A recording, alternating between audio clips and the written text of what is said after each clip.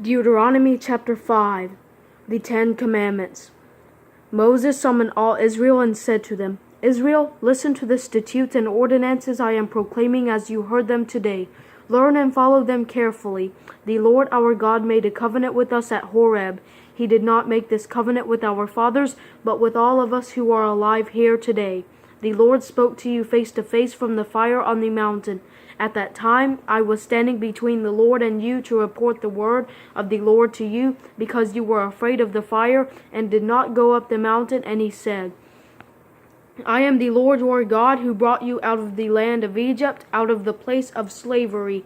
Do not have other gods besides me. Do not make an idol for yourself in the shape of anything in the heavens above, or the earth below, or in the waters under the earth. You must not bow down to them or worship them, because I, the Lord your God, am a jealous God, punishing the children for the father's sin to the third and fourth generations of those who hate me, but showing faithful love to 1,000 generations of those who love me and keep my commands. Do not misuse the name of the Lord your God, because the Lord will not leave anyone unpunished who misuses his name in vain. Be careful to remember the Sabbath day, to keep it holy, as the Lord your God has commanded you. You are to labor 6 days and do all your work, but the seventh day is a Sabbath to the Lord your God. You must not do any work. You, your son or daughter, your male or female slave, your ox or donkey, or any of your livestock, or the foreigner who lives within your gates, so that your male and female slaves may rest as you do. Remember that you were a slave in the land of Egypt, and the Lord your God brought you out of there with a strong hand and an outstretched arm. That is why the Lord your God has commanded you to keep the Sabbath day. Honor your father and your mother, as the Lord your God has commanded you, so that you may live long and so that you may prosper in the land the Lord your God is giving you. Do not murder. Do not commit adultery. Do not steal. Do not give dishonest testimony against your neighbor. Do not covet your neighbor's wife or desire your neighbor's house, his field, his male or female slave, his ox or donkey, or anything that belongs to your neighbor.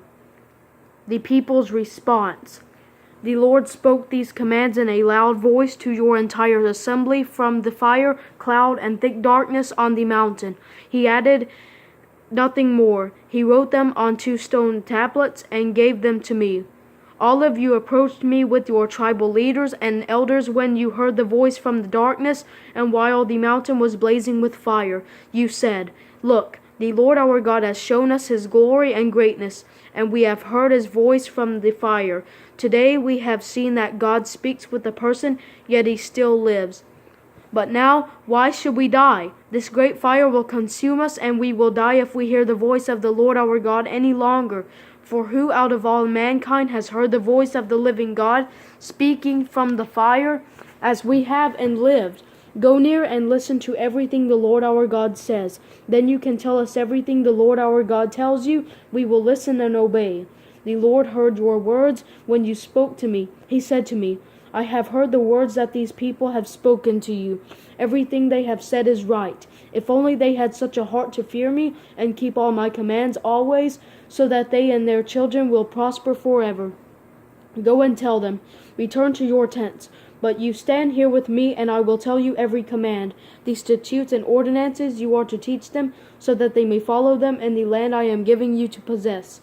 Be careful to do as the Lord your God has commanded you. You are not to turn aside to the right or to the left.